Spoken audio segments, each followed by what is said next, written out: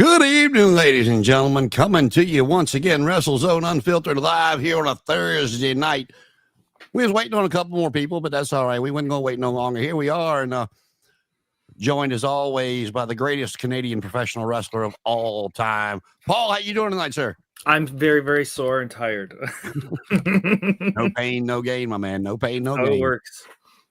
Well, we are going to get back into regularly scheduled programming.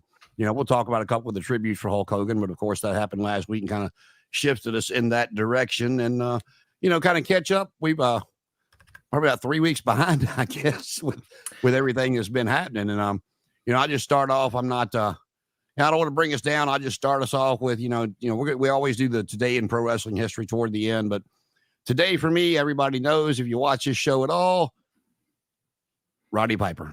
That's still my favorite. He's been gone today. And I was thinking about it earlier. I was like, damn, it's been 10 years. I was like, how's it been 10 years since Roddy Piper died? It seems like, last year. And, but the Rowdy one, we gave Hulk Hogan his flowers last week that he, as far as the wrestling business, we're not going to take the life crap out of it. We gave him flowers. We gave him other things. It's all together. Yeah. We gave him his wrestling flowers last week as he so well deserved. But, a lot of that early stuff, could they have found another heel besides Piper to go against Hogan? Of course they could have, but could they have done it as good as Roddy Piper? Absolutely not. And so Roddy Piper, I still got my little autograph over there that he signed for me in 1981 when I spent about 30 minutes with him. And just unbelievable man back then. And I'm sure he was to the day he died. You never really hear anybody say anything bad about him personally. I have this really niche Roddy Piper thing that not a lot of people know of. If you guys have ever seen him on the Bill Maher show, all right, was it? That was like a round table show. He decided to bring it was Roddy Piper, it was Bobby Heenan, it was Sting, and I think Medusa, and he decided to open it up by saying, "So are we all in on the joke?" And Piper, Piper. No. You didn't do that with Piper. Speaking of which, what year were you born? 86. 86. Right at the end. Yeah. Hold that thought. I'm going to show you something. Hold it. I have to hold my breath at the same time. It's doing both is really hard. Oh no, I look like Vegeta. Oh shit. Now, if you've been watching wrestling, you've seen the commercials to where they were, they're going to do it now and give the proceeds to Hulk's family, but they're re-releasing Hulk's original LJN figure with a couple of the new ones.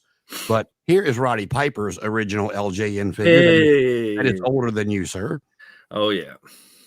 I don't remember where the mug came from, but I got them about the same time. I wish to God I had never opened this because I have no idea what it would be worth if I hadn't. But no one thinks of that. No one thinks. Well, that was 83, 84, so I was 10 or 11 years old. And here's the coup de grace. Yes. Yes. Oh my goodness. That is also older than Paul. Oh yeah. And I'm almost 40. That's the problem. That's the problem.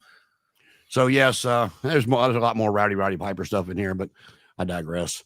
All right, Paul, where do you want to start, man? Where do you want? You want to start? We got a SummerSlam preview. We got some AEW All In stuff that we haven't reviewed yet. Where do you want? Well, we can. I thought All In's quite a bit back. We could do a quick, just quickly over it, just to be matter of factly. Well, I got a question for you. Okay, we're going to cover All In. Quick recap. But last night on Dynamite they had the rematch with Page and Moxley. Mm-hmm. And is Moxley's contract coming up or something? I mean, he laid down flat, and I mean, where do you go with him from here? I mean, because to me, the rest of the Death Riders are boring. I mean, we've talked about that before. And I mean, it's like he just laid down flat. I mean, I don't know. I think any other option, and you're killing Hangman like death. You know what I mean? So I think that needed to happen with Moxley. There's always been jokes of him taking vacation because there was an injury a long time ago and he didn't get to take vacation. But like, it's up in the air for Moxley. He could go to Japan. He can go to Mexico. He can go wherever he wants after this and start a new run. Because as far as I'm concerned, this is the end of a story. You let the Death Riders peter out, let them start feuding with each other, and then in a couple months, bring Mox back as a Mountie, and he always gets his man.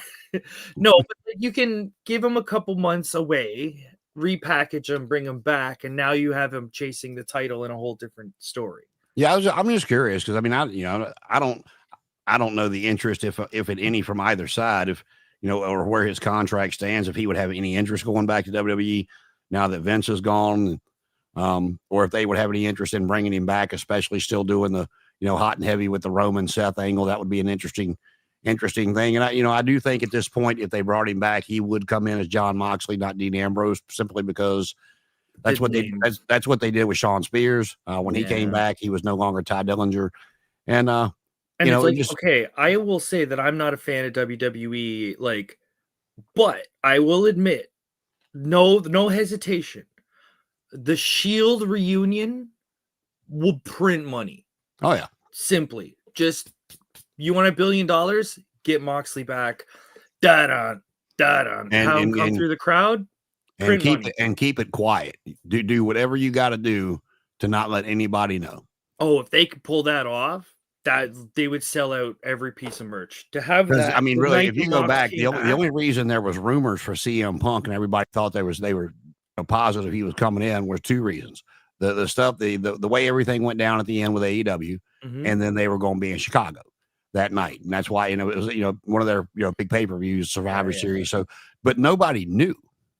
Nobody knew. It was like, I think, if I remember correctly, Punk, of course, knew, Triple H knew, Nick Khan, and I think they said Seth knew, but that was, and The Rock, but that was all they said. That, that was the little circle that knew Punk was actually, because he didn't sign his contract, according to them. He walked, he had it in his hand. He still hadn't signed it because they sent it to him. He printed it out, walked in the door when he got to the arena, signed it and handed it off to somebody, and then his music hit and he went out. So you would need to do something like that, and make sure that Moxley did his part and was like very, very, like in Japan or wherever you wanted to make sure he went to where he's very visible and it looks like he has no interest. And, if somebody asks him, well, hey, you think you'll ever go back to WWE? And, he says a lot of negative stuff, F that place, whatever he wants to say. And, again, I don't know what his contract situation is. I just, I saw him lay down flat for that last night. And I agree. I mean, you can't flip-flop the title between him and Hangman Page, but just that whole, we were all pretty consistent on our thoughts with the Death Riders and how that story had just kind of ran its course 6 months ago. But yeah, it's like a movie with a boring villain and a real interesting hero. As soon as the hero story's done, you have this villain that everyone's like, do we really care about Darth Vader without Luke Skywalker around? Okay, that might be a bad example because we see where that went, but I just see Moxley, like, as good as he is in that position, he was playing up the boring. He was playing up the kind of, he was limiting himself. I think he comes back as a babyface. You give him some sort of monster heel to go after, he'll come back.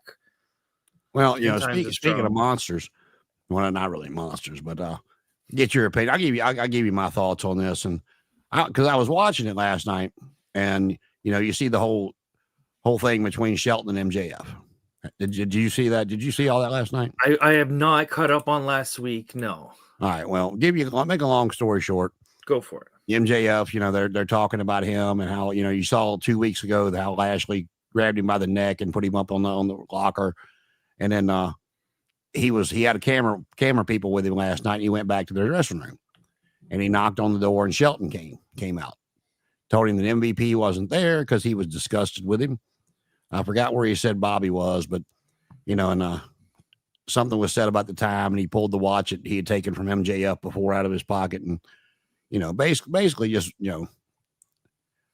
dressed him down, and telling him did he think he was stupid because he could tell the difference between a cheap imitation and an actual Rolex watch, blah blah blah blah blah, and then told him basically to watch his ass, and he slammed the door behind him.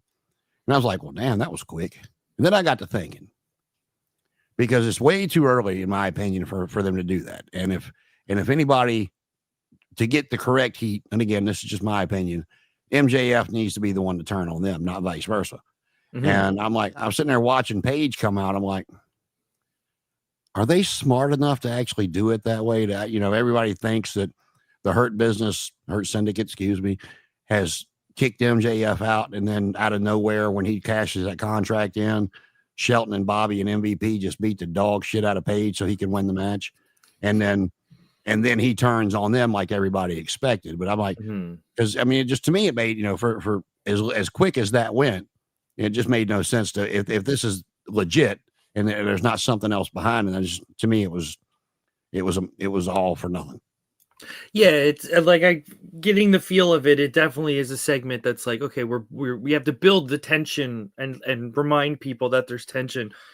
But if you remind them too long, because like if you're in a workplace with someone that you disagree with like this, these disagreements don't usually last 6 to 8 months. They last like 4 or 5 days, and then something happens. The HR gets in there. You know what I mean? So from a realistic point of view, people are like, okay, something's gotta happen because you can't keep talking to people like this. But in wrestling logic, well, we have to have a segment once a week to make sure that the story's still going, and you know what I mean? Yeah, like I said, I was just curious. I'm wondering if they're actually splitting them up, or if it'll be a swerve, no pun intended. And to allow, that way, because if you allow, Bobby and Shelton are two legit looking guys, and legit period. But as far as camera wise goes, they're legit looking guys, and that would save Hangman Page from, anybody else would look at it and was like, well, who else? Who was going to get up after that beating and then beat MJF after his finish? Or because they knock him out and the referee calls for the bell because he hasn't, he's not answering because of the arm bar, or the referee rings the bell, heat seeker 1, 2, 3. It still legitimizes Page and gives and sets up that feud moving forward. But like, haven't they done an angle where I want to say they did it with MJF like a couple years ago? The exact thing where it's like he's in a faction and they're all tweeners, but he's obviously the heel. So he's in a big match and he says, "Give me the chair, give me the ring, give me something." And the faction goes, "Do it on your own terms." Yeah, he was in a faction that was the Pinnacle with him, Wardlow, FTR, and somebody else. But that was Wardlow's babyface turn when he wouldn't give him the ring. And it's like I could see them doing that where MJF does something a little too far and then they turn on him. But if they just turn on him, he's sympathetic. You know what I mean? People who get ostracized from their clique get sympathy. That's just how it is. Like, well, it's like, that whole tells them out. That whole storyline with Adam Cole and the Devil was just, trying to make MJF the babyface. He's not a babyface, and it's like and I don't want to equate Charlotte Flair to MJF, but the couple of times they've tried to make her a babyface, she's just so damn condescending. No matter what she tries to do, and so, but now that she's with Alexa Bliss and this little thing they're doing with Alexa Bliss, she's actually starting to get some cheers. And that's all. The skits are cute. Don't get me wrong. And it's a different side of Charlotte. What's the word? Personable now. She seems more realistic as a person instead of and the whole, we're not friends. We're just watching each other's back and that whole kind of stuff. And it's working. But MJF, the way he comes across, and the huge words he likes to use, the way he runs people down, and he's just not a babyface, man. The best analogy I can say, I'll make it an old analogy. The Road Warriors are not good baby faces. They're mean, they're brutal, they're vicious, they got an evil look to them. But when the big heel is even worse than they are, they're perfect baby faces. So the only way for MJF to ever be a baby face is they need someone way worse than MJF to be the heel. It's hard to be worse than MJF. He's really, really a piece of crap. Well, that and you've seen it a few times. You go back, through the annals of AEW so far. And once he started getting, his rise and some of the stuff he would say to people on the microphone, you could just see the look on their face. Like, I'm going to kill this dude. When I get to the back, I'm going to kill this dude. And, and they looked stunned, they're like, and they had nothing else. They had nothing to say. And they probably had lines in their head that just whatever he said threw them off. But, you talk about the Road Warriors. And I don't know if you saw this gimmick years ago, but it was them. And you remember the Powers of Pain? It sounds vaguely familiar. The Warlord and the Barbarian. Yeah. Okay. WWE and split them up pretty shortly thereafter. But they were in the NWA, managed by Paul Jones, and they started feuding with the Road Warriors. And it was leading up, and they did this weightlift challenge, and they were really the first ones to ever leave the Road Warriors laying. I don't remember if it was Hawk or Animal. I want to say it was Animal, but he's on the bench and he's lifted, and they, he's getting ready to outlift Warlord because he was the bigger one. And before he got it all the way up, of course, they attacked him, and the weights fell on him and all that stuff, and they left him laying. Well, that big feud just fizzled out, and they had to stop talking about it because Powers of Pain did not want to do the scaffold match, and they left. They went to they were setting up for a scaffold match, and when they found that out, they're like, "We're not getting up there, man. We're not doing that." 100% agree. Gone. Scaffold? What? Nope. Yeah, even back when I saw the first one of those, which was, the Road Warriors and the Midnight Express, I was like, no, because my fat ass needs to stay firmly on the ground. I do not do heights well, and sidebar. When my kids were young, I'd leave my feet twice a year. Once to get on the roof and put Santa Claus's ass up there, and then I would get up there and take him down. One of the years I was doing that, it was a nice day outside, for wintertime, 65, close to 70 degrees. And I'm up there in the damn house, and I had a girl up there helping me, and the damn house starts shaking. And I'm like, what in the hell is that? You think it was a train? I'm like, do you hear a damn train?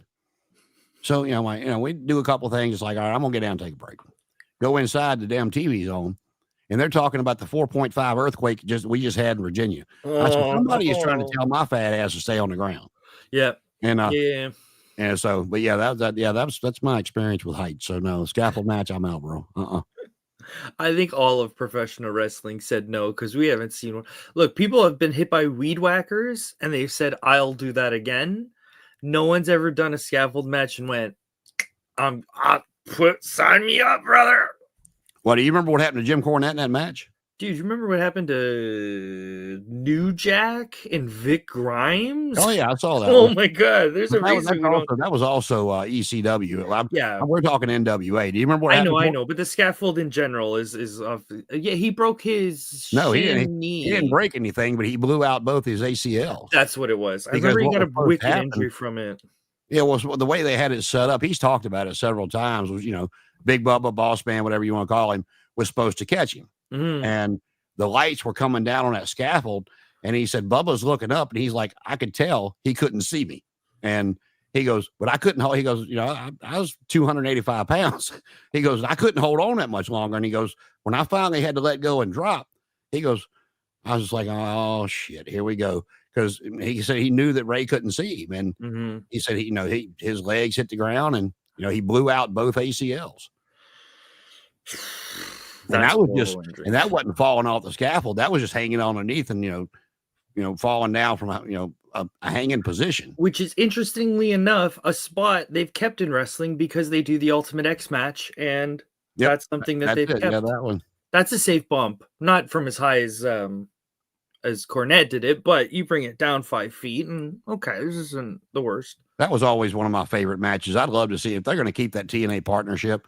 I would love to see that match on a big stage. I think it's going to be more than a partnership. Introduce it to everywhere. I think, this might be controversial, but I think within a year, they're going to purchase TNA, Impact, whatever. They're just going to buy it outright. They might, and I've kind of went back and forth with that on how I feel about it. But, that the rumors are that TNA is on the verge of another major TV deal, and we hadn't really seen them since Spike. I think that might be more of what they're – because, they take subtle shots and they say they don't worry about AEW, blah, blah, blah, blah, blah. And then they go and do this. I think I agree with you. It could be very well headed in that direction if Anthem is wanting to sell. But if they're not, I think the partnership has been solely to give them, more notoriety and get them out there. And if they can get them on a big network like a USA or a TNT or just pick one. Yep. If they can get them on a network like that, then they have a chance at becoming a viable number two. And I'm not. This is not a knock at AEW. This is if they can compete if they're on a TBS or a TNT. Why not? Or USA. Like I know what you're saying, and I know some people would be like, "Oh, how dare you?" Competition's good, and if they're going to be Impact with WWE money, but not the WWE style, that might help. Yeah, absolutely. There's a lot of things like I'll watch Impact. I won't watch WWE. It's very odd. I'm not a big fan of Impact, but you know what I mean? Just your wrestling senses. You go, It depends on what's on. It's like, like tomorrow night, I will watch tomorrow night because Cena and Cody are going to be on there for their final face-off for SummerSlam. There was something Monday that I wanted to see, but I can't remember what the hell it was. That's how memorable it was. I mean, it was on in the background. I was kind of listening for whatever it was I wanted to see. But there's, I don't know. I was just really surprised at the format of Dynamite last night. I thought Moxley and Hangman would be the main event, and it wound up being Ricochet against Mark Briscoe. Oh, I could see why that's a main event. What was it? They had ambulance match not too long ago. I'm trying to think if it was Ricochet. I know Mark Briscoe was in the main event. I could be wrong. I think I got to go back and watch it then because that's a fantastic pairing. I'll have to look it up. I think it was Ricochet, but like I was sitting there watching. They do the Moxley Hangman match, and then it was a tag team match with Tony Storm and Alex Windsor against Billy Starks and Athena, and Athena hit her finish on Tony and pinned her. And then grabbed her contract and said, that contract she won, and said, it's just a matter of time, bitch, and this, that, and the other. And then I'm like, but like I said, the world title match, the world title rematch was, third from the end, which kind of surprised me. So it's like, I guess I sort of understand because it's sort of just the period on the sentence. Like we don't all have to gather around as Bilbo Baggins puts the last period. Like he wrote the last paragraph, we can piss off, but I get that. And then let's end the show with something a bit more up and up because I think Athena is very, very interesting. And her coming to the main roster, there's a lot to work with there. And she's a hell of a talent. And yes, so it was Ricochet. Okay. It's like I could see the reason to end the show on something like that. You know what I mean? Well, yeah. And then the way they ended it last night was, after the match, Mark got on the mic calling MJF out again, and that's going to be a match next week. And he was like, the first time you invoked my brother's name, shame on you. And the second time you did it, shame on me. He goes, but now he goes, for the first time in my life since he passed, I'm really afraid that I will never see my brother again. And he goes, because when I see you, I'm going to kill your ass. And when you kill somebody, he goes, you can get forgiven if you repent. And he goes, when I kill your ass, I'm not asking for forgiveness and I'm not going to repent because I will not be sorry. I'll be glad you're dead and I'd do it all over again. And, of course, MJF comes up on the screen, and as soon as his screen time's over, he of course comes out from where the announcers are and, attacks Mark Briscoe and beats him up, and Hangman comes down and makes a save. So they're mixing that all together. So. Yeah, and then it helps put Hangman over as a babyface because he's the kind of guy that'll go and save the underdogs and blah, blah, blah. And, all right. And, I might be the only one, but my favorite part of Dynamite last night was Christian. I think the segment's got a little bit of heat, but overall I heard, he's doing really good.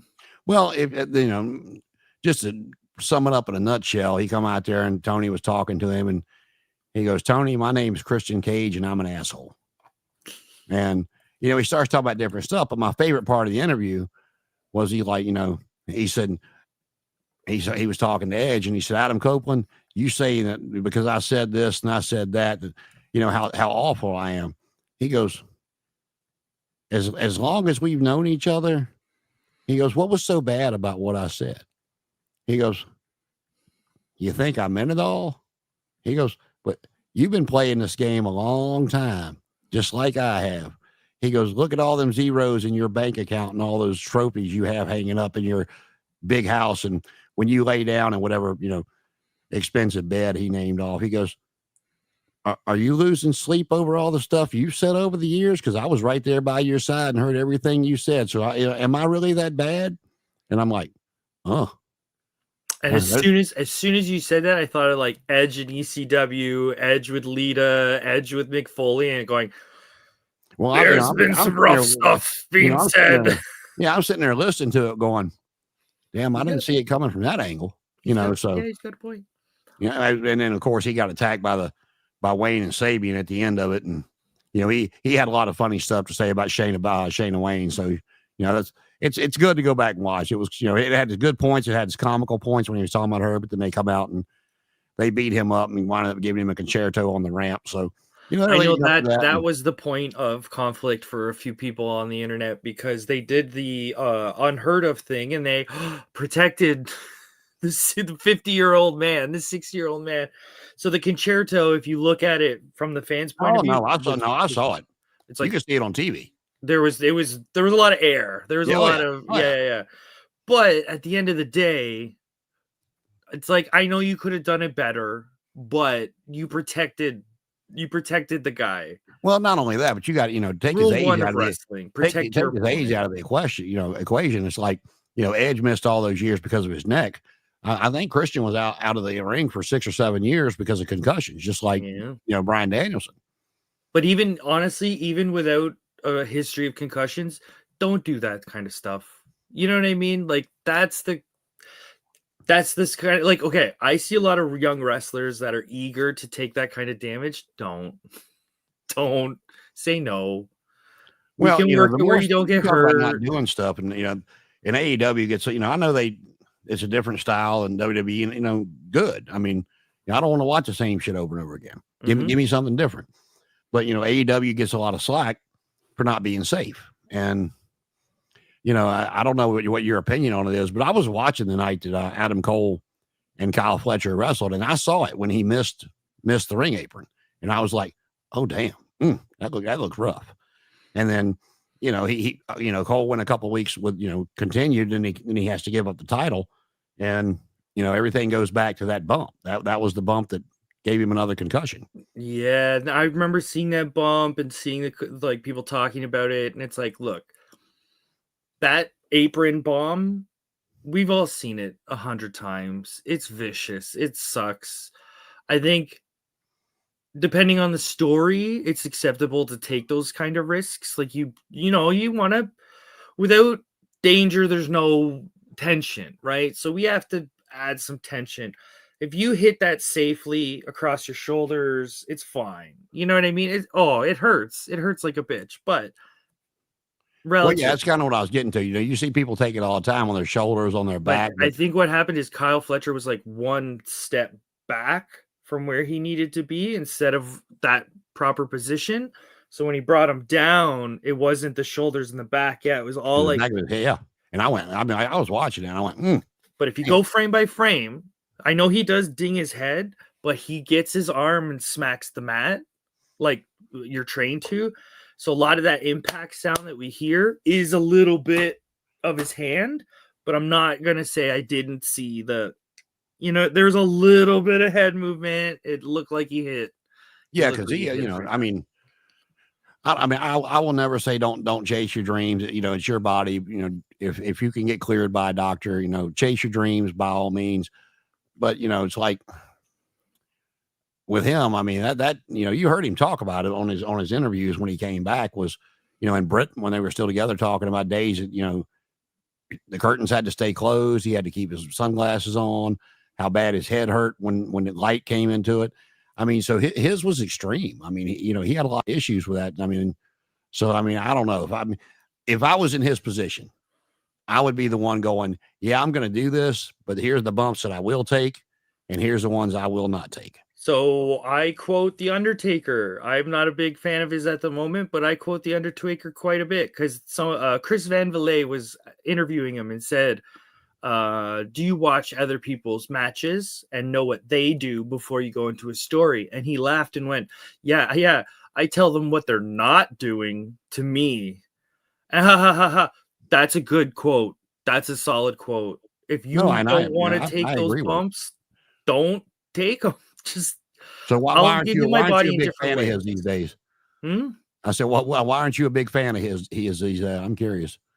I don't know. I think like when you go back and watch some of his matches, without the mystique of moving forward, you have the I guess hindsight. It's like, oh, I'm not too big on him. It's kind of a windy, like, okay, well, this is be a whole critique thing. Maybe we can do turn this into a session. But yeah, I don't know. I'm not a big fan of the style.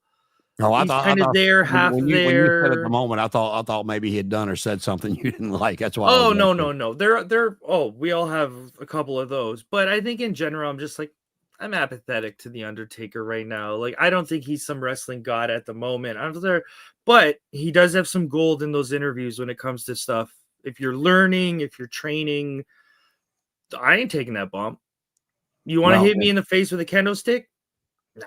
How about this? I'm sure you've heard this story, but you talk about podcast gold. Mm-hmm. Shawn Michaels did his podcast not too long ago. Yes. Yeah.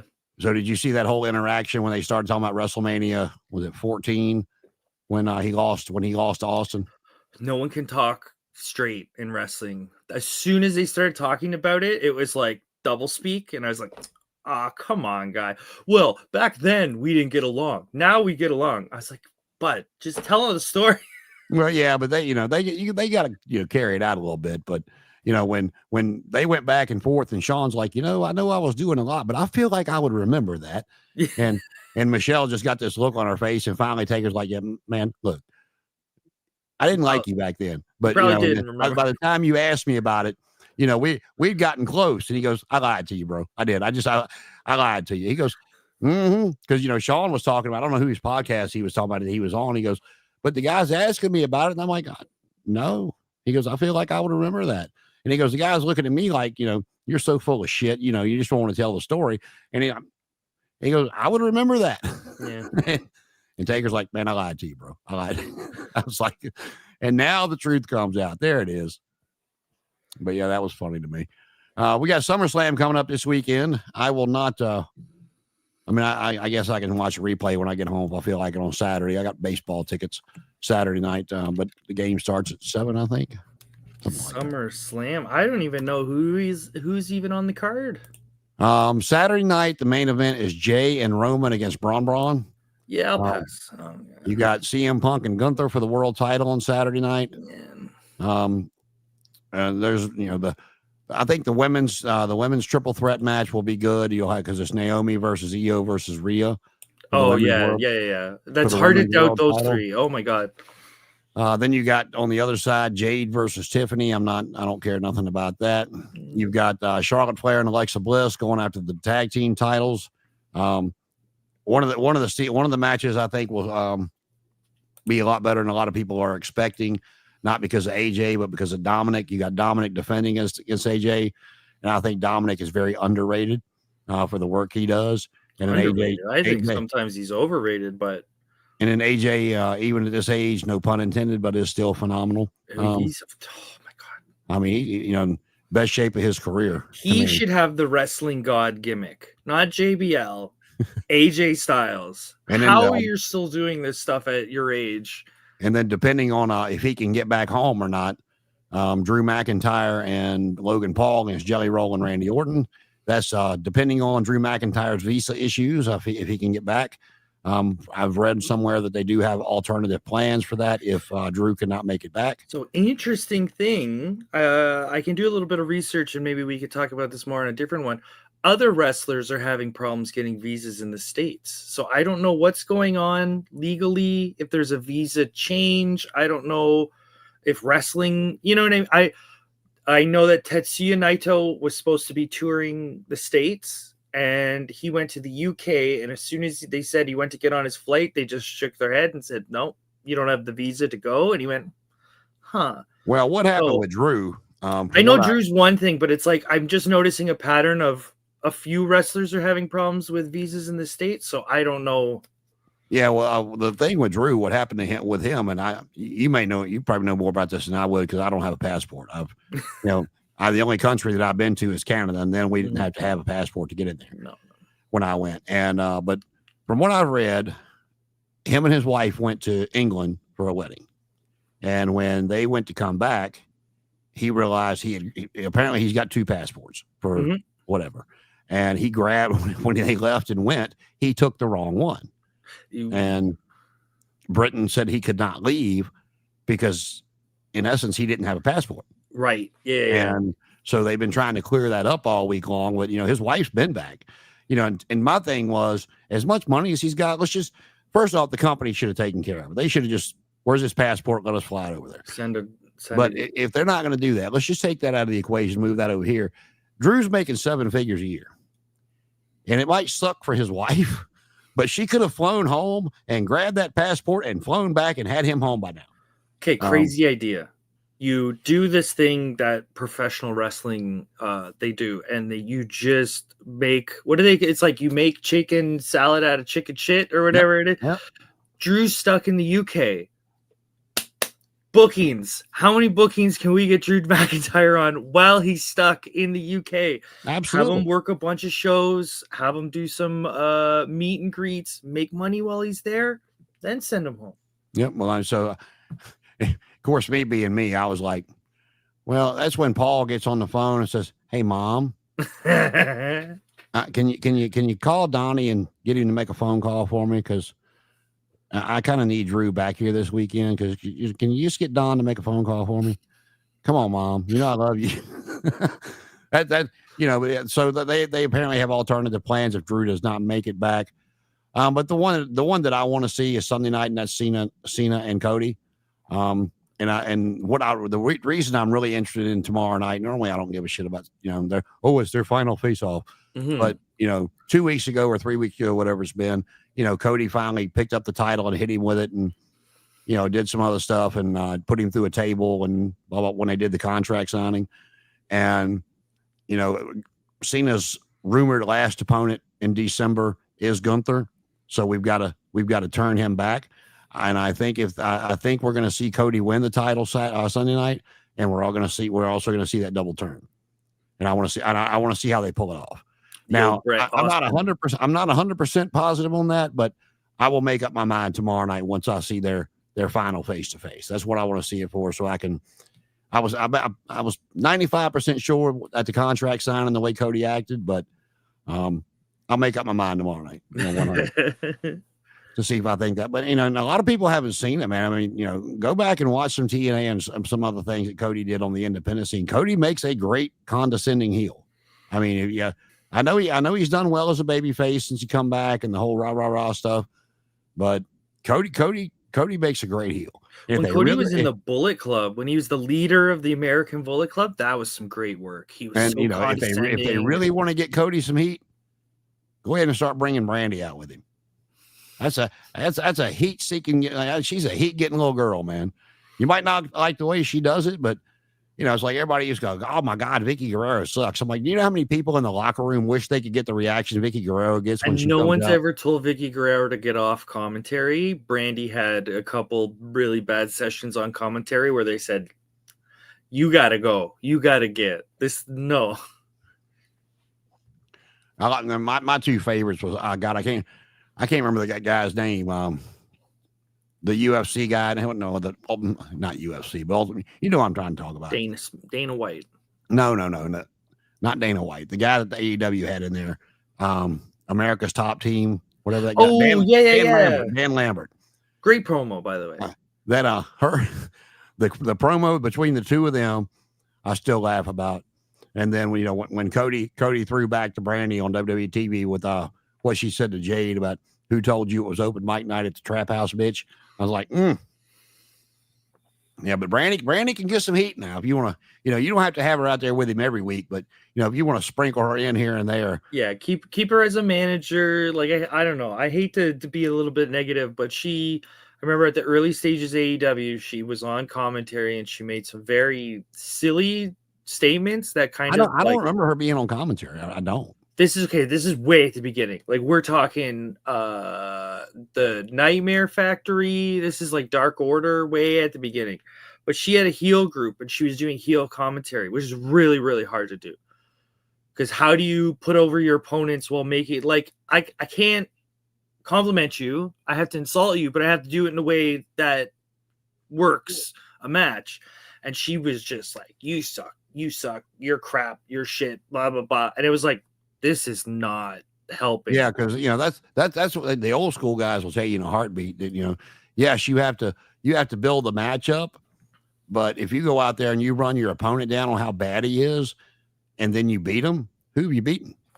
You beat somebody that sucked. It wasn't worth a shit. That was, blah blah blah blah blah. So being you got to run them down and pump them up all at the same time. And especially like heel commentary, it's very hard to be good.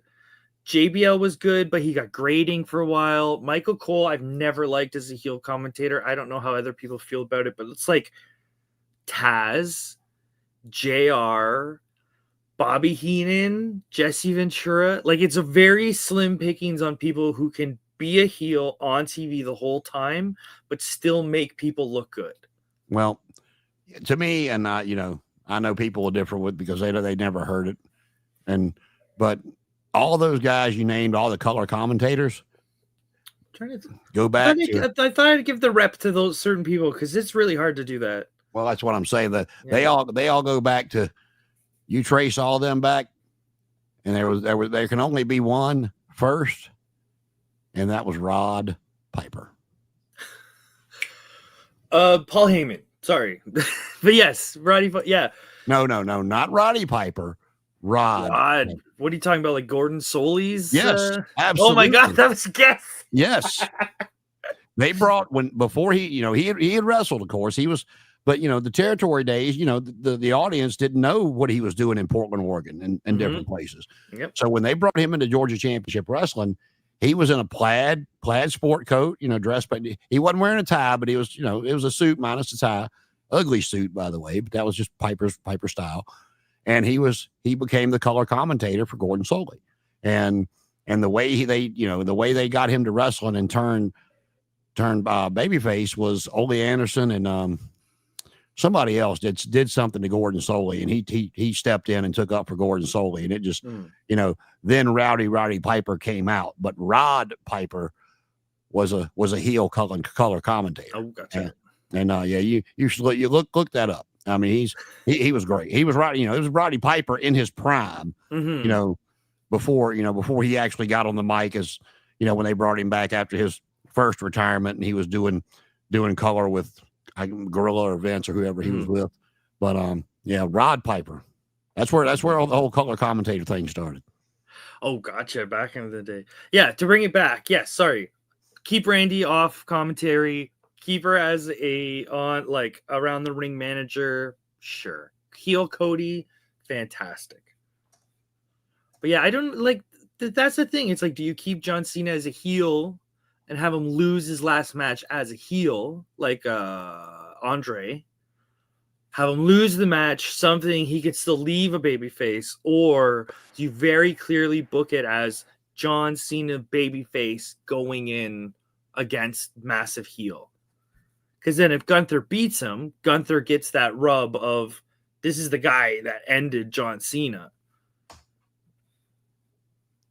So it's like you could go either way, but which way makes more money? I'm looking at the card now, see who all we got this weekend. I don't know if you saw, but I just put that link in the chat. Oh, gotcha. All right, let's see what we got. 2 nights, location. Yes. All right. We've got Cody and Cena we talked about. Gunther and Punk. Jelly Roll and Randy. Oh, my God. All right, that's not the full card. I need the full card. Come on now. I just pulled up the Wikipedia page here. Sammy versus Karrion Kross. Oh, yeah. That's another one I'm interested to see because the way they did another I think they've been pretty good together. I like Karrion Kross, but that little girl, I think it was Jackie Redmond, was sitting down with Sami Zayn on Monday night, and Kross come walking up, and it was in the back, of course, and Sammy never got up, and him and Scarlett just kind of looked at her to leave, and he sat down and was like, when I beat you this weekend, I want you to he goes, all you got to do is get on the mic and say Kross was right, and I'll leave you alone. That's all you got to do. And and Sammy come back with if you beat me, I'll say anything you want me to say. But when I beat you, you're going to take the mic and say you were wrong. But I completely see the Sammy heel turn coming with this. And it's about time. He has not been a heel in WWE. We're going to get a Bayley heel turn this weekend again, too, because, Lyra and Becky are fighting in a street fight for the Intercontinental title. And, Becky, her and Lyra's matches, and then them losing the tag title match that she got them last week. I mean, her showing the disgust in the back. And so we're going to get that, too. But, I think win or lose, I think Sammy comes out as a heel one way or the other. Mm-hmm. And then let's see, Roman and Jay against Braun, we talked about Stratton and Cargill. That's all on Saturday. Let me get on to Sunday. Sunday, we're getting Cena and Cody. We're getting the women's triple threat. We're getting Dominic and AJ. We're getting Solo and Jacob in a cage match. Oh, yeah. This will be right up your alley, sir. The Wyatts defending the tag team titles against DIY, the Street Profits, Fraxium, Motor City Machine Guns, Andrade and Rey Fenix in a TLC match. That's going to be one of those nightmare matches. It's going to be a car crash. It's going to be a car crash. Yeah, but too much of a car crash. So it's just going to be boom, boom, boom, boom, boom, boom, boom. Someone needs to get Alex Shelley and Chris Sabin to the doctor, and whatever they have, can we all have it too? Because these guys have been doing this for 20 years. And they still move great. They do, but I've told you before. They still work great. I love them. I always have, but I feel so bad for them because they just get no reaction from the WWE crowd.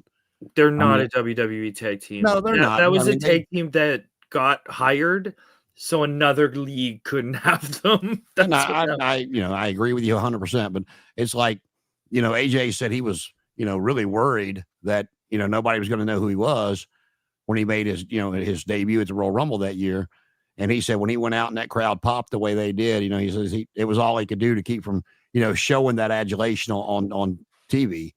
And to be fair to AJ, he's done a little bit more work than Alex Shelley and Chris Sabin when it comes to around the world and bigger promotions, because those guys are great, but they have a ceiling. They're not very big. Japan likes big gaijins. AJ had that big chest at the time. He looked great. But it's I think, I want to say AJ definitely got around a little bit more than the Motor City Machine Guns. Yeah, Deshaun, I appreciate that about the shirt. We were talking at the beginning of the show. Today is 10 years since Roddy Piper passed away. And, we're having some fun with it. So I was showing Paul my older than Paul Roddy Piper figure here. His doll collection. Oh, yeah. And Connor's been working on some other projects. We're going to we're going to talk about some new games possibly coming this way toward the end of it. And, so hopefully we get Connor back involved with it when we roll around to the games. And let's see, do we finish? Yeah. Solo and Jacob in a steel cage match. And then, But I tell you what my issue is with this TLC match? Okay. I like Andrade. I do. Mm-hmm. I like Santos better than Andrade. I prefer Santos. But if we're going to have Rey Fenix in a TLC match, can I have the Lucha Brothers, please? Is that too much to ask? Is that too much to ask? Is that too much to ask? I don't think that's too much to ask. If we're going to put Rey Fenix in a TLC match, that's not a singles title. If it's for a tag title, can I get the Lucha Brothers? Okay, and just for an OCD thing, they're the only tag team in this that doesn't have a tag team name. The Wyatt Six, DIY, Fraxia, Motor City Machine Guns, Street Profits. Yeah. And then there's Rey Fenix. Just Lucha Pros. Just gimmick it. They all have names. They all have tag team names. They all have tag team gimmicks. You know how rare that is? Oh my God, in American wrestling. Tag teams with tag team gimmicks. Oh my God. Now, you know what would really make my little heart warm on Sunday night? If they pulled the same thing that they pulled at WrestleMania with Bayley, where she got beat up and Lyra brought Becky out, is have like, I don't care, pick a tag team that goes and jumps Andrade in the back, because Penta's not on SummerSlam. You know, Penta's not on SummerSlam. Andrade gets beat up in the back, and you know, Ray, you know, we're going to take you out of the match. I make a phone call. I got a partner. And, you know, then the Lucha Brothers come out. Or you do the old Terry Funk spot. Well, it's not the perfect Terry Funk spot, because Terry Funk would get hurt. My eye would get carried to the back and then come back with a weapon. But you do the opposite. You put Andrade in an ambulance or something like that through cheating. And then it gives a reason for Penta to say, well, no, you cheated my brother. Therefore, that's why I helped. And he comes out, you get the pop, you get the music, Zero Miedo, boom, big move, 1, 2, 3, print money. Yeah, and it's like they just, I don't know. Like I said, I prefer Santos, but I do like Andrade. Riley, I agree. He's great in the ring. I'm not sure if he wasn't used well in WWE the first time. He wasn't used well in AEW. And he hasn't been used well this second go around in WWE. So I don't know if that's a backstage thing, or, you know, there's something that we're missing on why he's not too well liked in Mexico either. So I have a feeling it might just be a him thing. Well, that's what I was getting to. It's like, is there something we're missing? Because, you know, it's very easy to, you know, say, oh, you know, look at what AEW did with Person X and WWE couldn't. But when, you know, I mean, he's literally been the same guy in both 10 years in WWE and AEW. So it's like, I like him. I think he's great in the ring. He's a phenomenal talent. Let's be real. Like, what are we missing? You know, why can't we get this guy past the next stage? He's also a bit like Rusev and Aleister Black. Well, you talking about Rusev. I don't know how much you've been watching, but since he's been back, I mean, no matter what he's done, the crowd just does not care. He's in this weird spot. And he's trying, man. He's trying. He's out there doing all the monster that he's always done that got him over. And the crowd just don't care.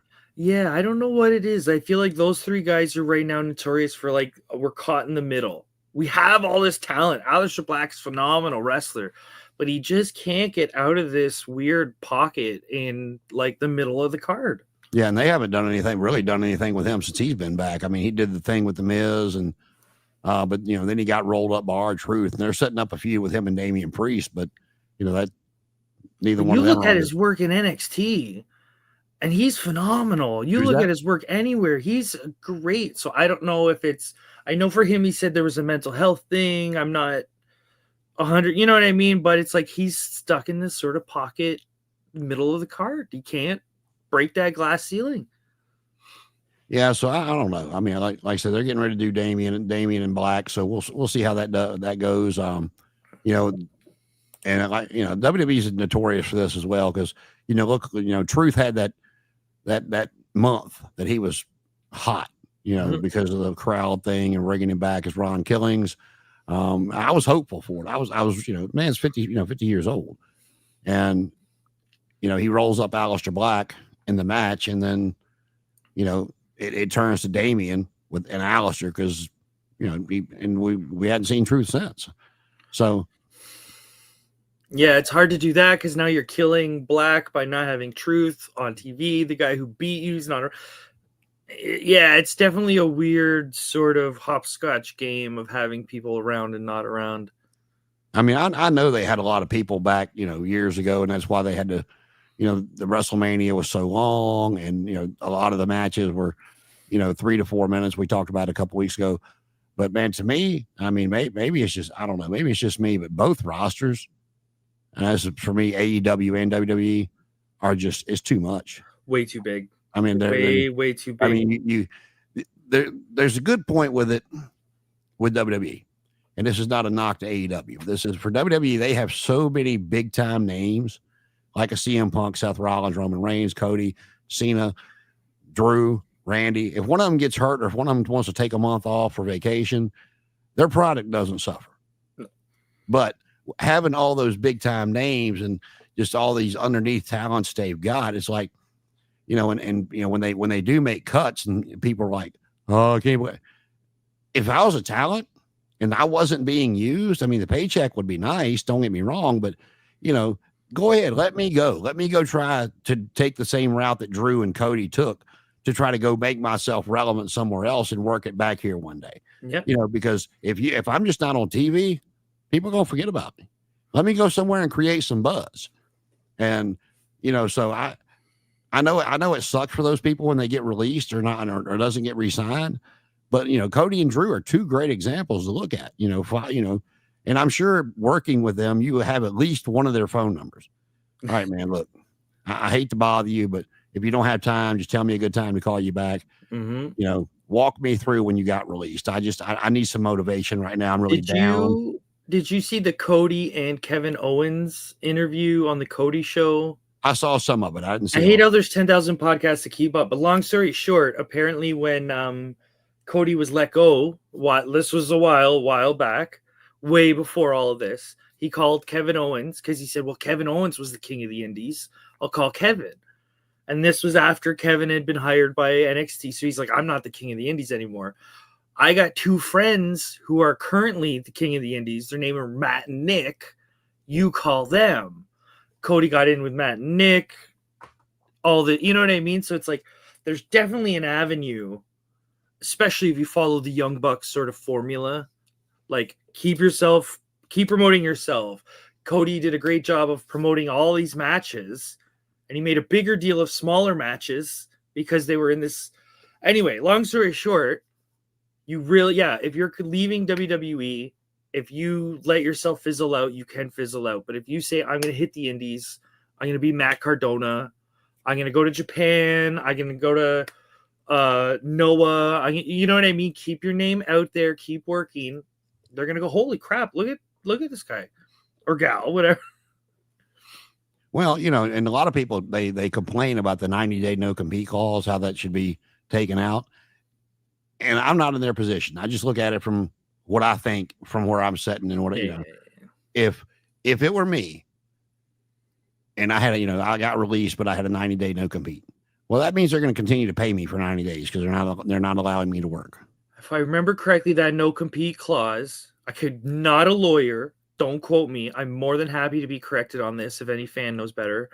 That no-compete clause is for televised wrestling.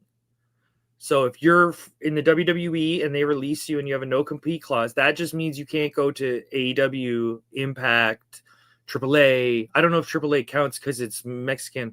But as far as I know, you could go to Game Changer Wrestling in Aurelia, Ontario for 50 people. You know what I mean?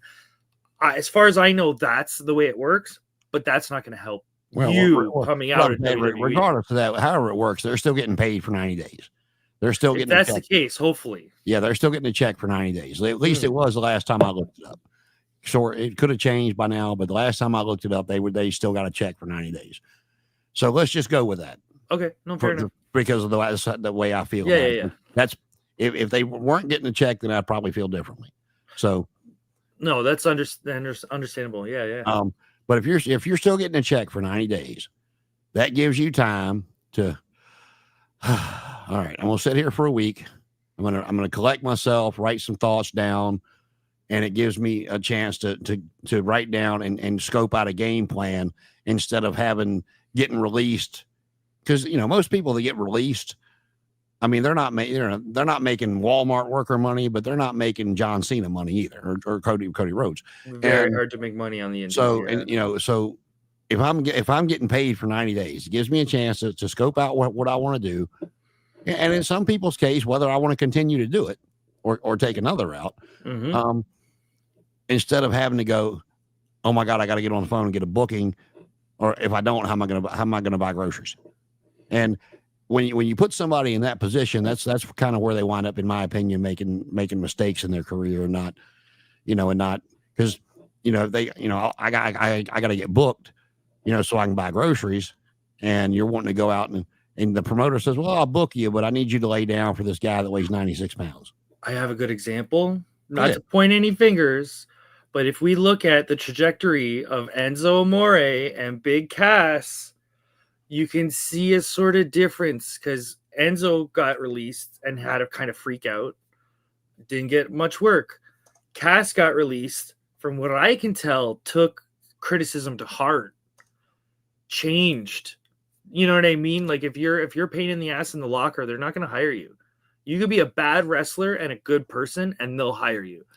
From what I heard, he was a good wrestler, but a bad person.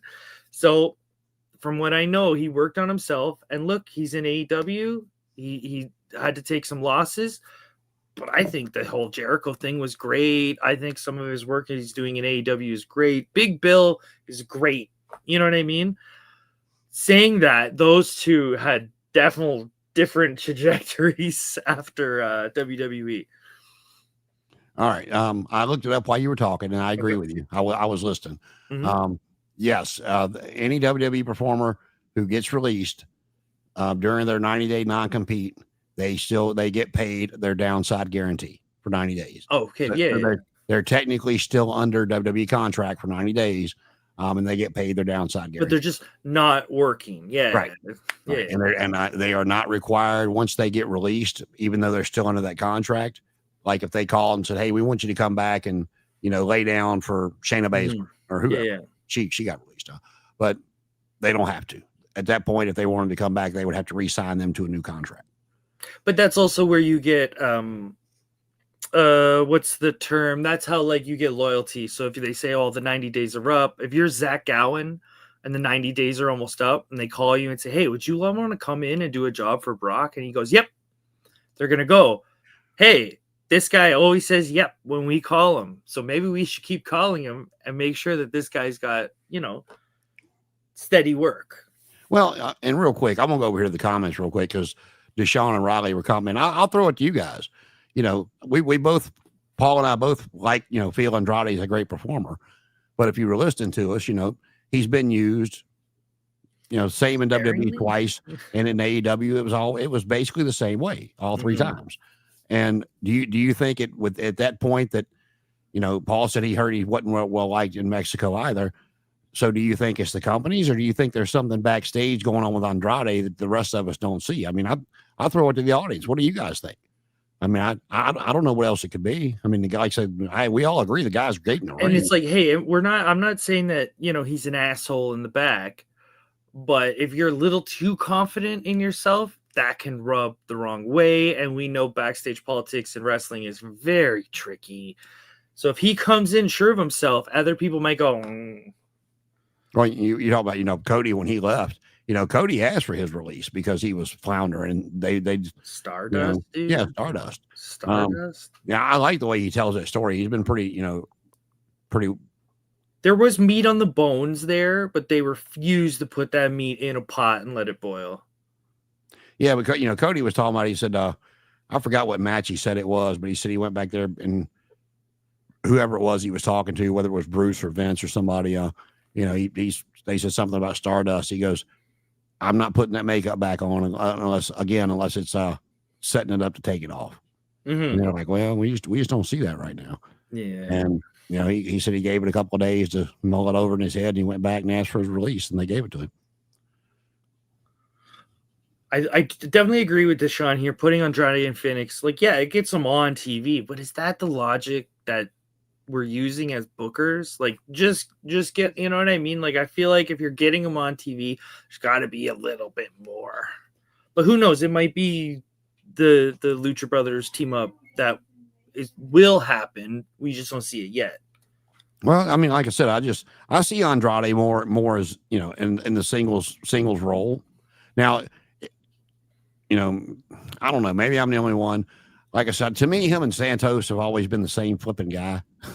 Just Santos has a little bit better, clearer English. But they're not doing. Penta and Ray. Penta a little bit more, but got a really quick, good push, and the crowd was into him at first, and now Penta's. I hadn't seen him in a couple of weeks, and Ray's doing this tag match. But if you're gonna put Andrade in a tag team match, do an angle to where you put him and Santos together. They look alike. I mean, they're both in great shape. Andre. I'm always here for more factions. I love factions. maybe not the LWO, but yeah, Santos tried to get Andrade to join the family. God, what the hell's their faction called? Oh dear God.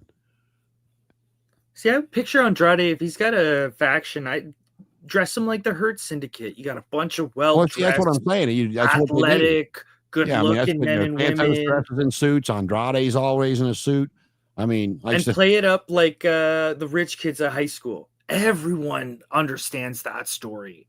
You know what I mean? Just play that up. Give them 4 or 5 people. Give them a mouthpiece. We're making money. And don't be Vince. Don't pigeonhole them as Mexican cartel drug dealers or something. I mean, you just go generic rich person because everybody gets that. Right? Fantasma, that's Santos' stable. Because they got oh my God, Angel and Humberto as their tag team, but they released oh my God, I'm drawing a blank tonight. They just released 2 people, Shayna Baszler and I'm quickly rushing to the internet to see if I can. No, the girl that was with Legado del Fantasma, I loved her to death. I can't think of her name. Oh yeah, I'm trying to find.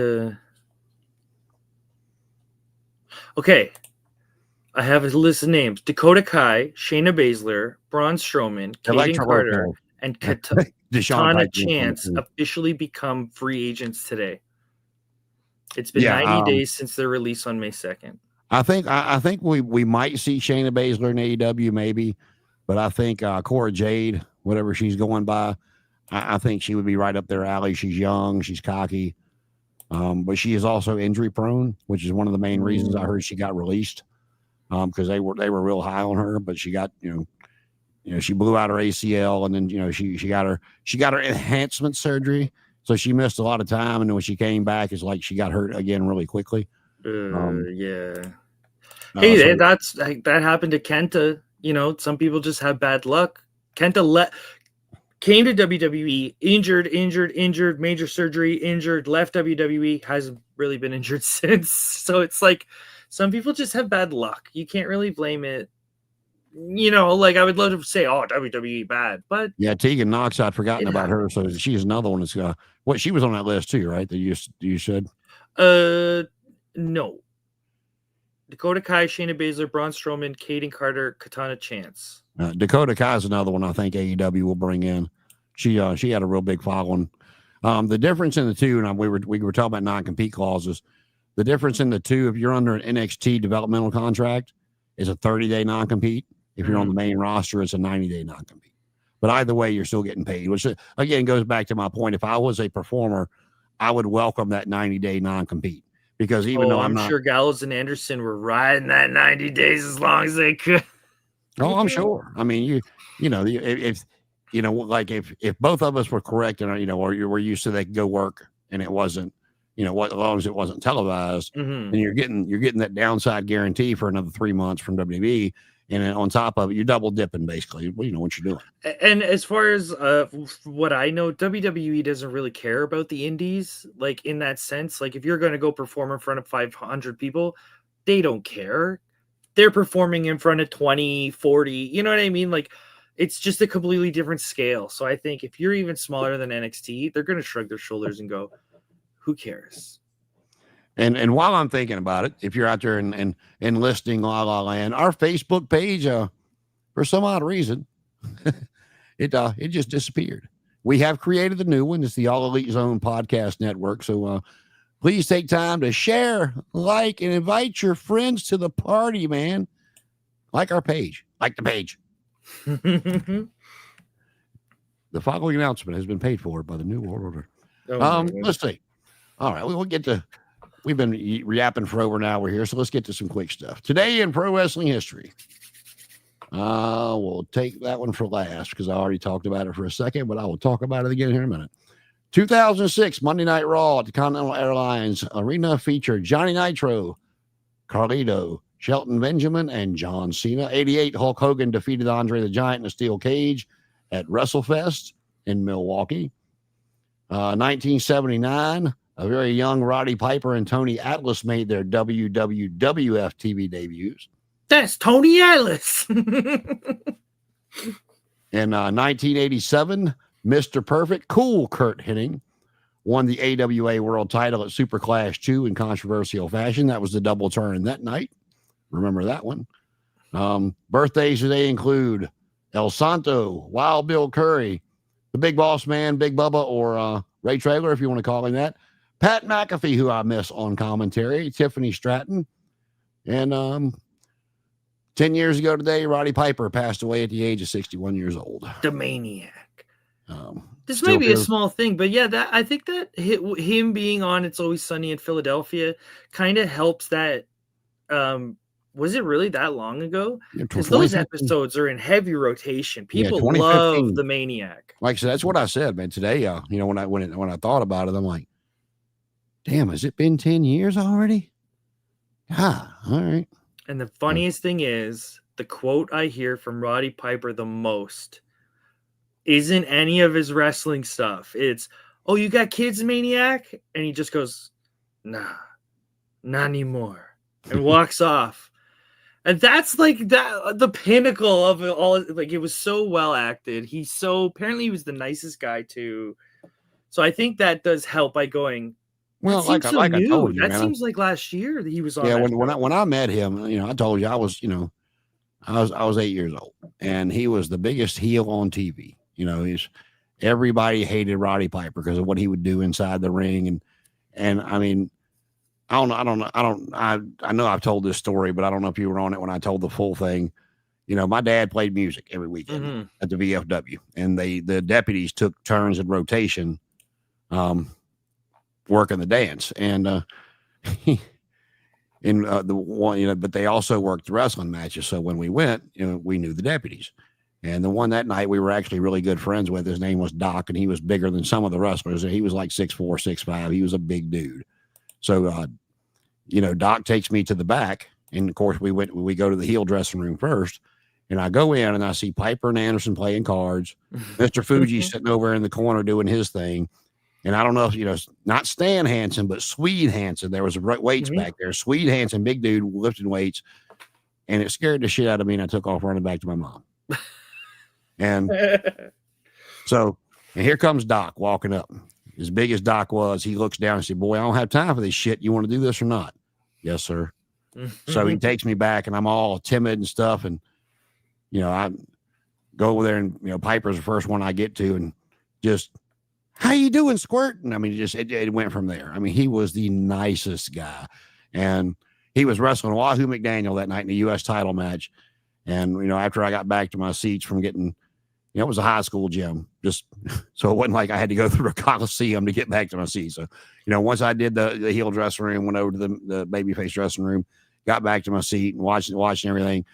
And the main event rolls around, and here I'm standing up on the chair chanting, "Roddy, Roddy." And some woman turned around and looks at my mom, and, "You need to tell your child who to cheer for." She's like, "Just shut up. He cheer who he wants to." But,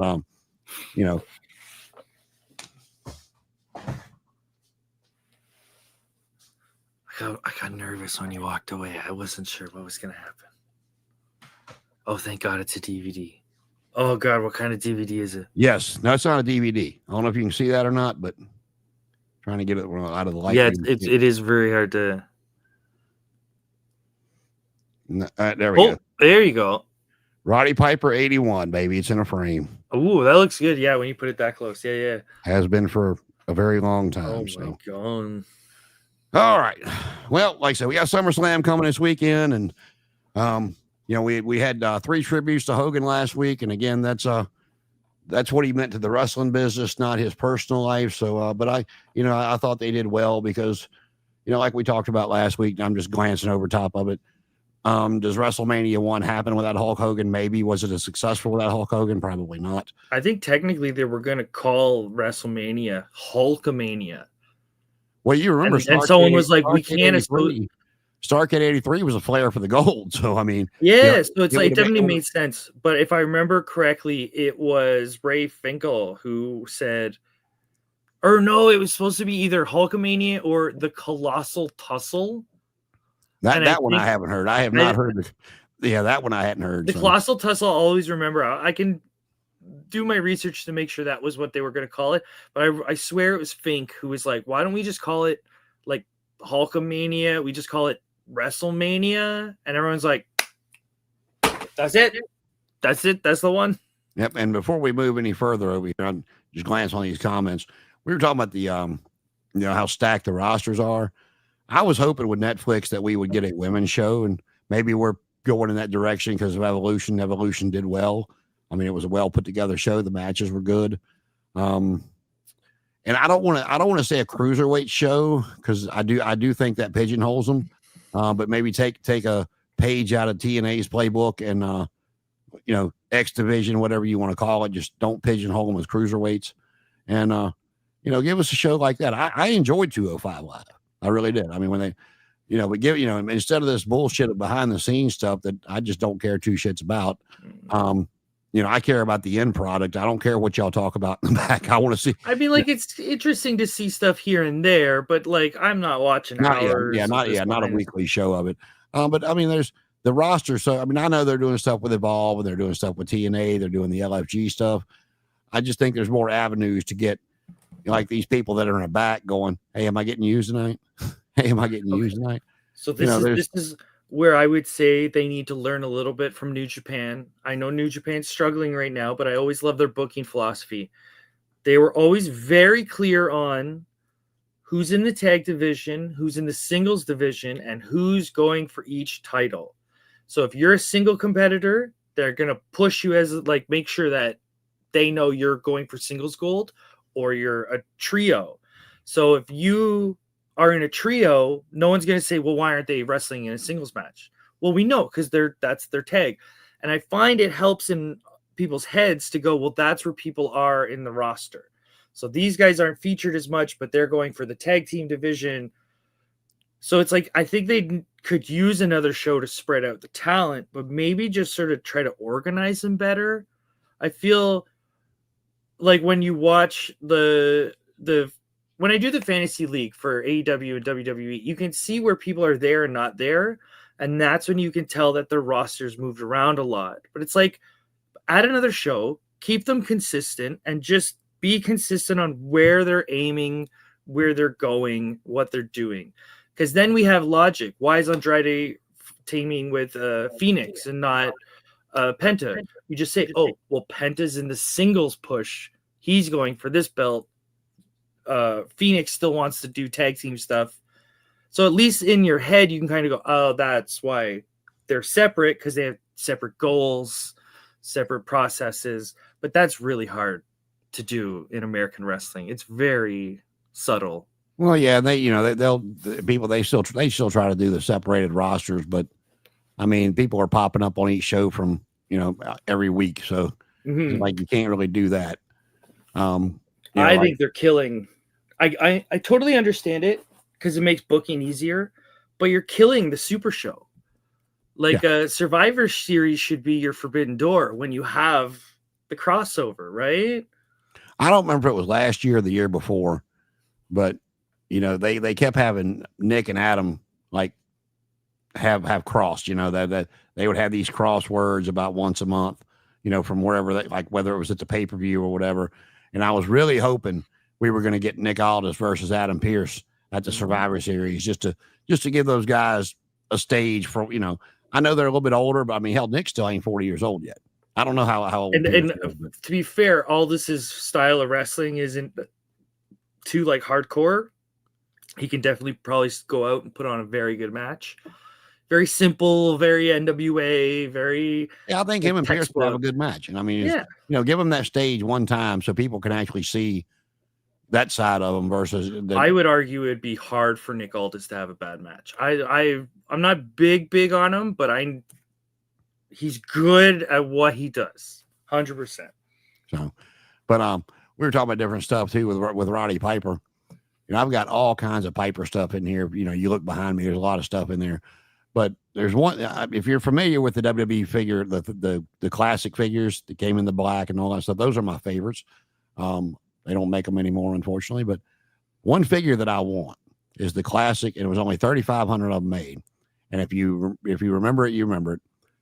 Was when Piper faced Bad News Brown, and he painted half himself. Yeah, and then Andre the Giant, he had the solution that was supposed to take it off. Yeah. And Andre dumped it out and replaced it with water. And so Piper had to fly home with half his body painted and not just his face. And they made that figure, which would not go over real well today. But as a Piper fan and as a historian of that stuff, you know, I remember that because I remember looking at time going, because if you go back and you watch his interview before the match, the way they shot it, you couldn't tell. And it was the like profile, and then he turned around, and I'm like, oh dear God, what did he do? But you know, I looked that figure up, and I haven't looked it up in a while, and there's a reason for it. The last time I looked it up on eBay, the sumbitch was $3,500, and I said, I am not paying $3,000 for a wrestling figure. I'm not doing it. It's like 3,500 yen? No, dollars. Oh my God!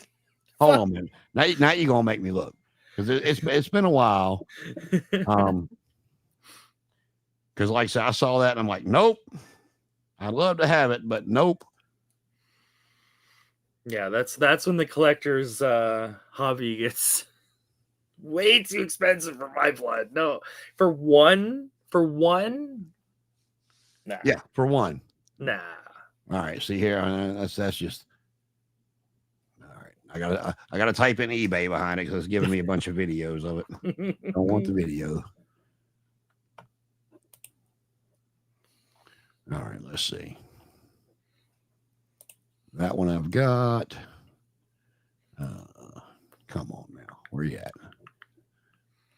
What Japanese match you got for us this week? Okay, so I got two because there's two that kind of stood out to me. Okay, if you guys want to watch a proper Japanese, like 30-minute beat the piss out of each other, I have good news. Konosuke Takeshita has been doing fantastic work. Him and Shingo Takagi, I think they honestly went 30 minutes. There's no time limit in the G1. I think it might be an hour for their matches, but they went roughly 30 minutes and beat the tar out of each other. Like, there's no way of faking some of these strikes, the impacts. Like, those guys went to war. So if anybody has a chance to go back, I want to say it was, they usually do it by the day. I wish they would, the 27th of July. Actually, I want to double check this because it was. Oh, there's another one. There's another one I don't have. That's a one of 100. That's him in his boxing robe and gloves from WrestleMania 2. Oh yeah, when he was a. Yes, where am I? The 26th. It was the main event of the July 26th show. So if anybody has a chance, I would definitely recommend that. I know the G1's like 100-something matches. You don't have to watch them all. Watch that one. That one was a proper war. The only other one I can highlight, I'll make this fast, is a Zack Sabre Jr. versus El Phantasmo. I think they wanted to test each other in the ring or something. They slapped the taste out of each other's mouth. Loud slaps across the face. They wanted to push each other, and boy, did they ever. Phenomenal matches. Well, you should start like once a week or whatever, and even remind people. You start posting on Oh, on the Facebook. On the Facebook page. Yeah, we can do that. Well, it has went down since the last time I looked. It is $1,200. Ooh, is it affordable? But here, I'm gonna put that in the comments there. Go ahead and click on that bad boy. Oh my goodness.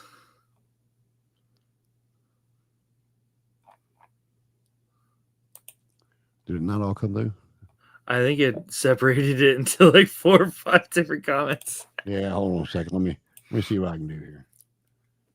I know there's a way to share this stuff. Share. Where's that? Oh, while you're doing that, I There it will is. spill a little bit of tea. If you're listening to the G1 English commentary, they made a sneaky little shot at AEW that they kind of went and covered up. So it seems like a lot of people in New Japan are getting frustrated that their champions are going to AEW and none of the AEW champions are coming to New Japan to help promote their shows. So I think there's a little bit of I don't want to say attitude because I can see where it's a little justified. There's a little bit of rocky seas ahead. So I don't know if New Japan's totally happy with the AEW partnership or what's going on, but yeah, when they're on commentary making digs like that, I don't think that's a good. It's like I know they don't really focus too hard on their English commentary, but you can't let any commentators be taking pot shots at any companies, especially like allies. You know what I mean? I just thought that was a very bit of interesting tea. You know what I mean? Yeah, and I'm curious too. I mean, I know a lot of people are upset over JC Jane and Trick Williams having the TNA titles, and I'm curious as to where that's going because to me, I mean, I know WWE is giving them a lot of exposure, but I don't think they would agree to it if there wasn't a bigger story being told. So if they come to TNA, then that makes sense because now we're pushing eyes towards Impact. We're spreading the viewership, which is kind of what you want when you're promoting these shows, right? Yeah, I mean, so I know at some point that a TNA person will win these titles back, and and hopefully they do it the proper way and make it special. Because when Trick beat Joe Hendry, it was not a clean victory. I did not see the JC Jane match where she won the TNA title, so I'm not real sure how she did that. But I know Trick was not clean. Go ahead and click on that link, Paul. It's 1 of 100. Oh my goodness. And Matt Cardona owns 12 of them. Oh my God. You ever seen it before? No, I don't think I've seen this iteration of it. Well, if anybody out there listening, my birthday was this month. I will still accept a late birthday present if somebody wants to send me that for my collection to go with all my my Amazon wish list in case anybody. It's Roddy Piper. Like I said, it wouldn't go over well today, but what's funny? Because we were talking about Hogan last week, and we don't need to go into some of the comments that he made, but we were talking about ruining your legacy, things coming out. That's iffy. That's really iffy. The half black, half white. Like that's. But when Piper passed away, no one went, that you racist. They went, he was a nice guy. Yeah. No. Well, you got to figure too. I mean, it's. So it's well, controversial. I think his personality kind of saved him. If everybody's been talking about Hogan for the past week, understandably so. And I mean, there's so many that Mike Tyson. I mean, that's a good interview to go watch. Tyson's Tyson. He always has been. He doesn't pull any punches. And when he was asked about Hogan's comments, I'm not going to quote him verbatim, of course, but he's like, did he call me one behind my back? He probably did. He said, do I care? No. He goes, he was always nice to me. He goes, and he goes, I want one of y'all to tell me which one of us have not said some shit behind closed doors that we're glad didn't get out. He goes, I know I have. He goes, hell, and half the shit I've said got out anyway. He said, but He said all of us have said stuff behind closed doors, whether we were mad, whether we were joking, or whether we were just in the moment with our boys.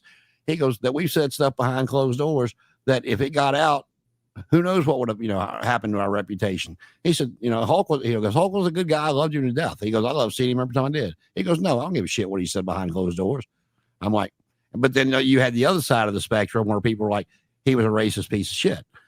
So I mean, you also have to go when you're using an anecdote from Mike Tyson, you do have to also go, Mike Tyson did a couple things ago. Maybe. And somebody that really doesn't make a whole lot of headlines, and that's Stevie Ray. He was talking. Yeah, I did see that. Where he was talking about it. He wasn't thrilled with Hogan's comments, of course, but without Hogan, he was the one that got him and Booker T a push because he believed in him and he saw something when nobody else did.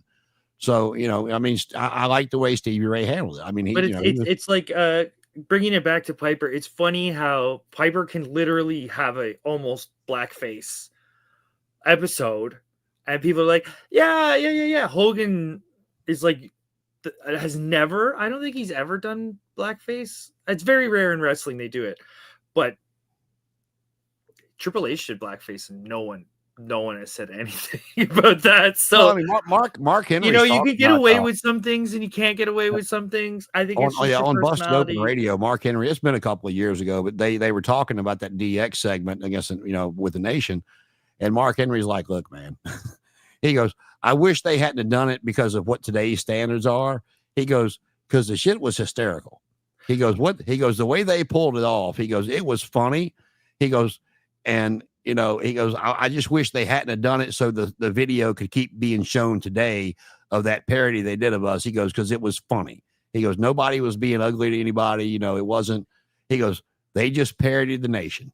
I think unfortunately they have a context that we don't have, which they're friends. So if you're friends with someone, you're going to let them get away with a lot because it's coming from a place of love and we're all joshing each other. And, I'm Irish. I've heard all the jokes, but that, and they you're also just having fun, right? They weren't saying the ones that they we're weren't not the ones best that friends wrote with that Triple skit. H. They were just the ones that were able to go pull it off too. So, but there have been other examples of people doing that, and I think every time they go, it's just too much. We get what you're doing, but because even look at It's Always Sunny in Philadelphia, they did a couple blackface episodes, and the whole point of it was blackface is stupid, and people are like, yeah, let's maybe not just talk about that at all. Well, I think for me, the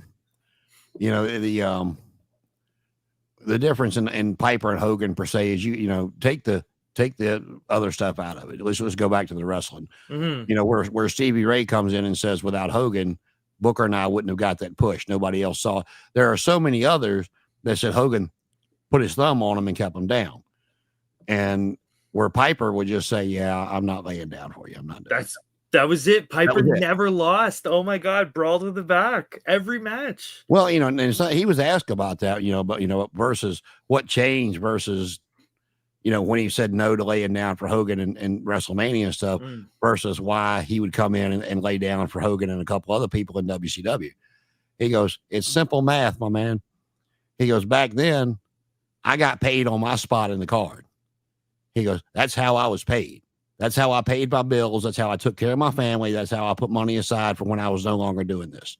He goes, when they brought me into WCW, they could have put me in the first match, man, because I was guaranteed 7 figures a year. He goes, whether they use me or not, no matter how many matches I lost.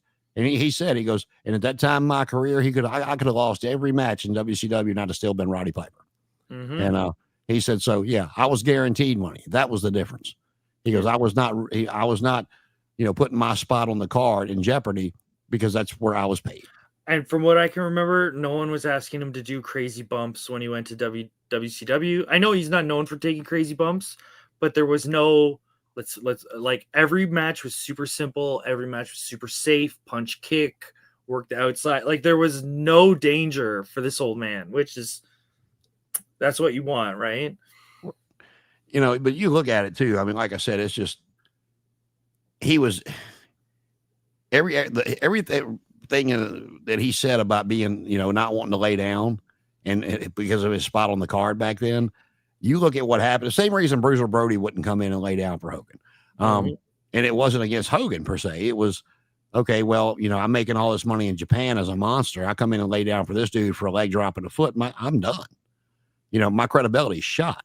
But, you look at them, you look at all of them they would bring in, you had, let's just say, the Boss Man when they brought him in as Bubba, the Earthquake, the only one that never really got pushed back down was Andre, but, Andre was Andre. But every time he would do those programs, it was the same thing. He'd get beat up, left laying, whatever have you.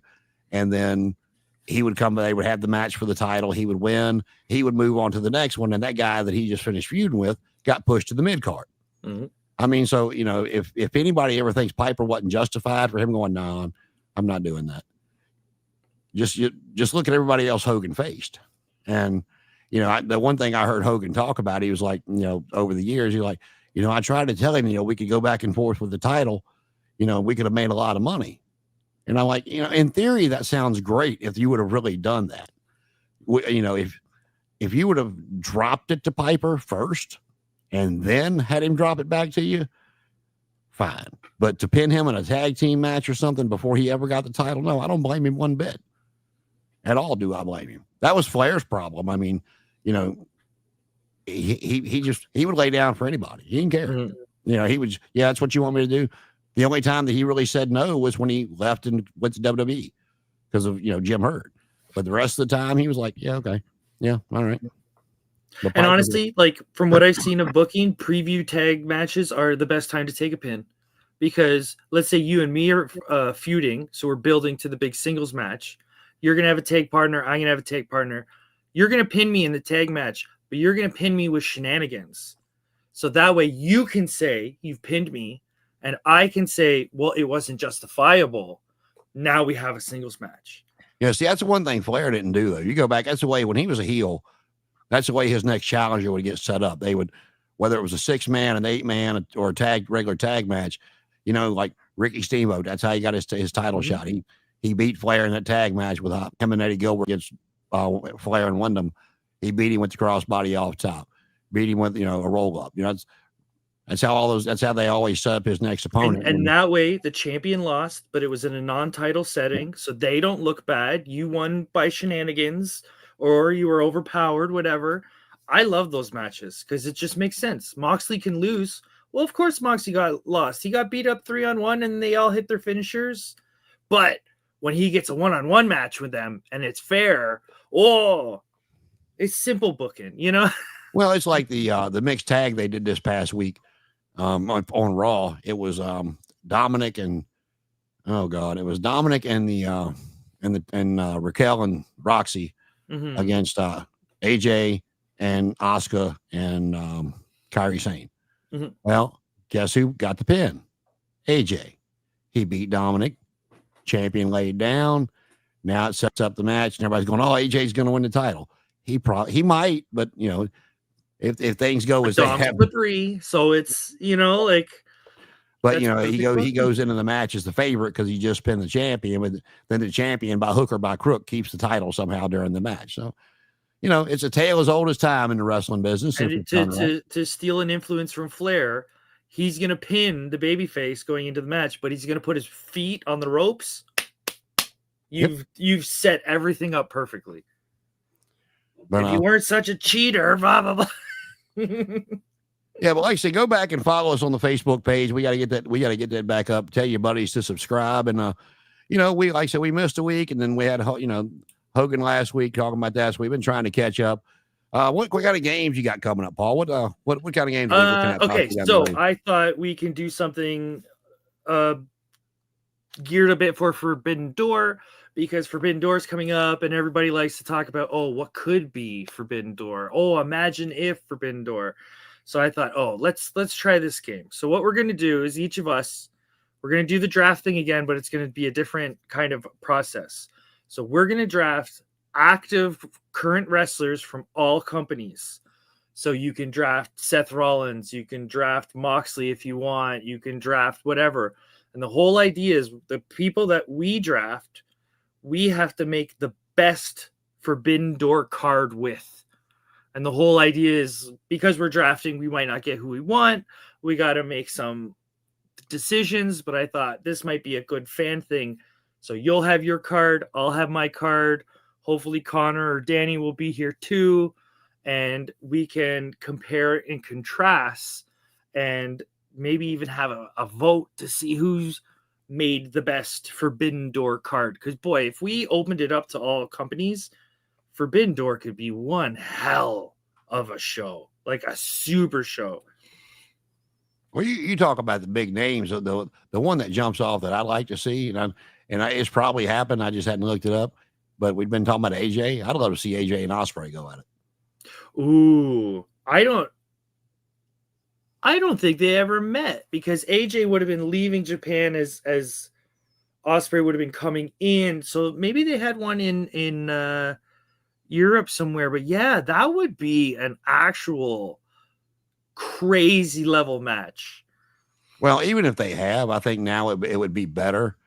It's probably been 10 years since they had it. Simply because of the age and experience now on Ospreay, able to do that. But yeah, so we're gonna look into that and all kinds of stuff. But before we go, I need you to go ahead and tell everybody who won the AEW Fantasy Draft. It was you. Where'd everybody else finish? What was the points total? Okay, so you first place at 17 points. You made a killing at All Out. I come in second place with 12. I did not make a killing at All Out. I got big goose egg on that one. Connor got 11. Danny got 5. And Alan only got 2. I had said when you were doing his, because he wasn't on here for us, who got him 2 points? Because Brody King. Brody King, okay. Because I know he picked a lot of retired or injured. Yeah, he took. I know he took Daniel, Omega, who lost that All In. So it's like you had good idea for picks, but the way that American wrestling is kind of booked, it's like you want to aim for more the middle of the card. I find like Nick Wayne that's a good point. He's on every show. That's why I picked him. Yeah, so Kip Saban is like, and he was the only one that didn't get me any points. Well, actually, he did get me points at all. I think he kind of get 2 kind of in the week. Yeah. Well, no, I'm talking about it all in because. Oh, right. Yeah. Technically, he did get me points because he's the one that got pinned. No, Christian got pinned by Bobby Lashley. Never mind. Yeah. But Bobby got me 2 points for the pin, so it's all good. So it's fun. I think it's so fun looking at the points because you can see where people have taken time off. Oh, this week Omega wasn't there, but he was there on the other weeks. We got to work it because nobody gets points for promos, but promos are kind of hard to quantify. You know what I mean? But we can, next time there's a big show, we can try this again and see if you can become the 2-time champion. Yeah. So I guess it's the points you said kind of going to work the same way, or. Yeah, I try to keep the points rules consistent just so it's easy to remember, but I'm totally open to modifying stuff, whatever's more fun for everyone. All right, I'm going to leave it with these 2 things and see if you agree or disagree. These are the 2 things I think we're going to take from this weekend. Okay. On night 1, CM Punk will beat Gunther, but then you are going to hear Seth Rollins' music, and he is going to come down and cash in. And he's going to be fine. Well, that's what I'm saying, because everybody else has gotten injured. You know, they had an MRI. They're going to be out this. They're going to be out that. We have not gotten any of that with Seth. This is a work. Mm-hmm. And then on night 2, we are going to get the double turn. Cody's going to win the title back, but we're going to come out with a babyface Cena to finish out his run, and we are going to get heel Cody. Now, granted, we got tomorrow night to go that might make me change my mind, but I don't think so. So those are my 2 predictions for the weekend. I will have to watch night 1 when I get home. I have to go back and rewind it. See if it might still be going on by the time I get home. I don't know, but if it's not, I'll watch a replay, or I just might watch the replay on Sunday and see how long it is and kind of piece it together and be able to watch night 1 and then roll on in night 2. But Paul, you got anything else before we get out of here? No, I think, oh God, we've been here almost 2 hours. I might be out of material at this point. I'm never out of material, man. It's 10 years since Roddy Piper. I could talk about that and show all my figures. I could do show and tell all night long, baby. The rowdy one. But we appreciate you joining us. Follow us everywhere. We're on Facebook. We need you to get back out there and like our new page. We're on TikTok, Instagram. I know we're on Twitter or the X, if you will, whatever you want to call it. We're on Instagram too, maybe Snapchat, but we're everywhere. Go find us. Buy the shirt. We'll see you next Thursday.